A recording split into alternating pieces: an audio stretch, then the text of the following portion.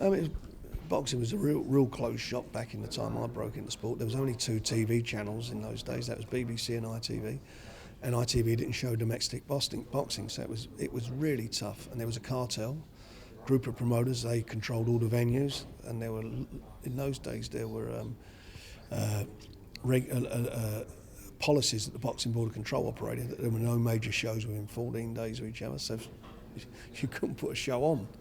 The two dates were tied up in those days by the cartel for the month. I couldn't put a show on. What they just said was a major show. So that was tough.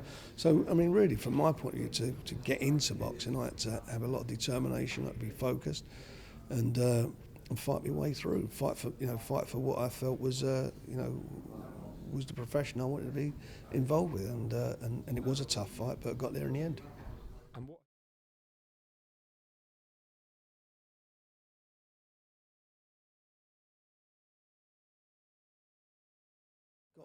What's inspired me, I think, is my love of sport. Not just boxing. I do love sport. I'm a massive football fan, Arsenal fan. I love tennis. I like horse racing, rugby. I'm a big sports fan, and to be involved in it is a privilege.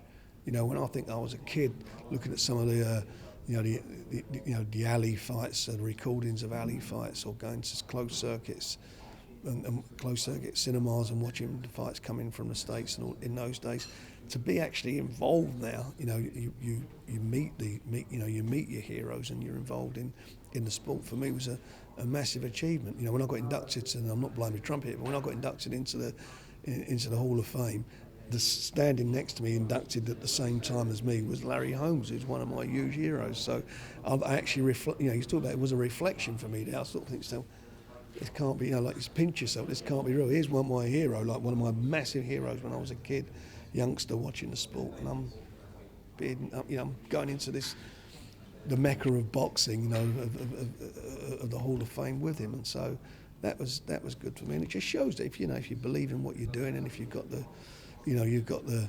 determination, and I'm in some ways a bit single-minded at times.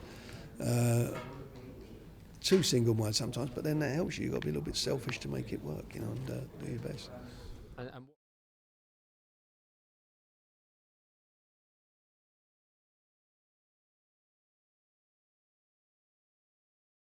Never be disappointed about being disappointed, because unfortunately in this business, you get fighters and relationships break up, like they do in all. It's not just me. You look at Wayne Rooney and Sir Alex Ferguson. You look at Van Persie, Wenger. All those, things happen. People decide they want to go elsewhere. That can happen in sports. So you mustn't be disappointed. You've got to just focus and move on, and be able to look those people in the eye every time you see them. Because if you've done nothing wrong to them, then you won't be able to look them in the eye, and that's how I am with them.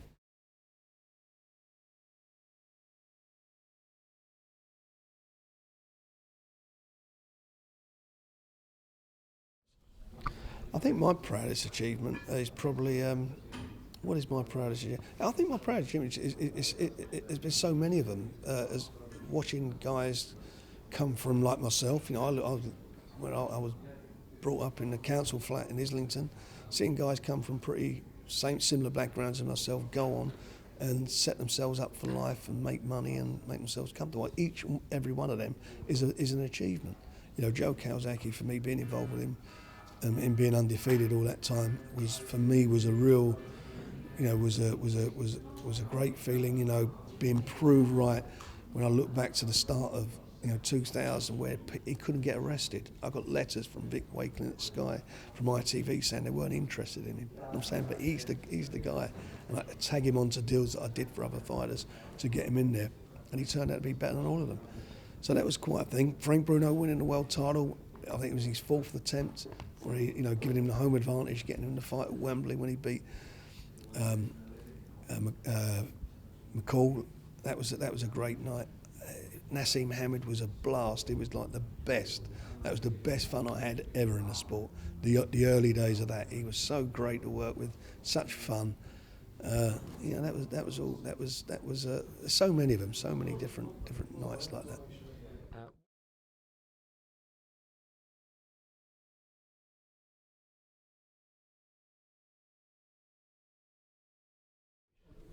I think it's not just about you; it's about the team that you got round you. And I've got a good, good backroom staff at my office. They're all good people. They're loyalty is a big thing. Communication. Two of my boys, Francis and George, are involved now, so in the sport now. And it's just, I think being a leader is about them believing in you and the loyalty factor, and that you're sharing. When the good times are good, you're sharing them, and when they're bad, you all pull together and do it. Nobody does it on their own. It don't matter who you are, you don't do it on your own. And even the sportsman himself needs somebody there to ensure that they guide him in the right direction.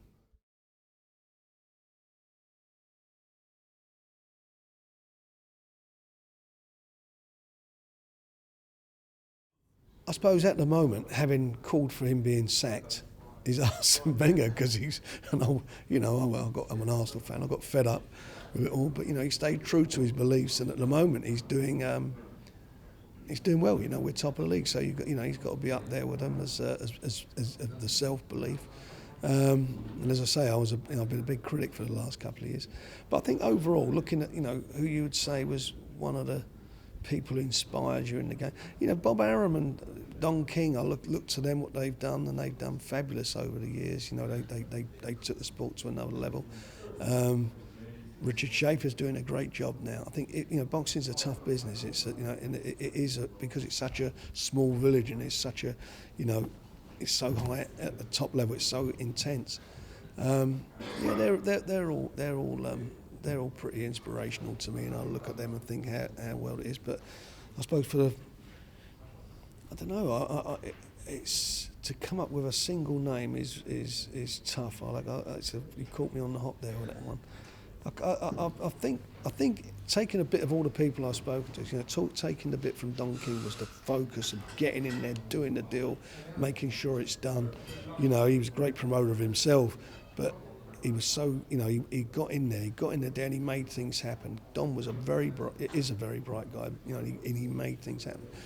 Bob Arum's a very intelligent guy, great promoter, created new markets. Like, when he was out the heavyweight business, a few of his fighters got beat, he created that Hispanic market. He built that Hispanic market in the States. He's now in China. He's doing the show in Macau with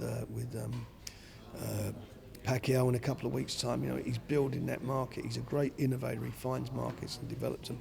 And these guys are in their 80s. They're no spring chickens. And Richard Schaefer's done a great job, I think, for himself. He's and Golden Boy. I mean, Harry's. They got the TV dates and that helped, but he's managed to maintain it, and he's doing a great job. So, I take a bit from all of them. I think you're never too old to learn. You might get fed up with it at the end, but I think if you think you know it all, then you're dead in the water. You keep learning, keep looking, and you pick up on things. And so I suppose all of them are collectively in boxing have been an inspiration for me. I think as an inspiration, most inspirational person I ever met was when I went after Nigel Benn got beat by Sugar Boy Malinga, and I got invited to go down to meet and go to his house with Nelson Mandela, who I thought was one of the most inspirational people I've ever met. I was you sat there and actually felt this aura coming off of him, and when you think of what he went through, and there he is, and that's inspiration, because boxing, you have these fallouts with people, and there's all this, sniping behind everyone's back. It's like when you look what this guy went through.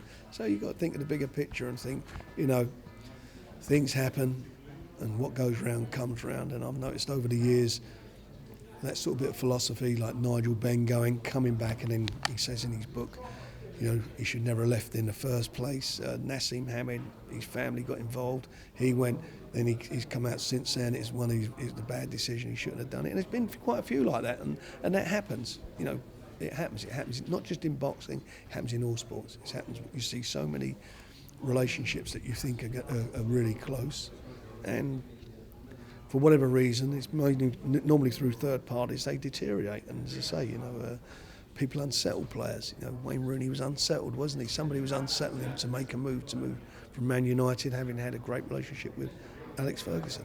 So, that happens, and I think you've got to just think beyond that and think, they're a bit like sometimes, maybe like your kids. They get older, they rebel against you. It's a natural thing for for a youngster to do, to go and maybe go and do their own thing or whatever. But in boxing, most of that is caused by third parties.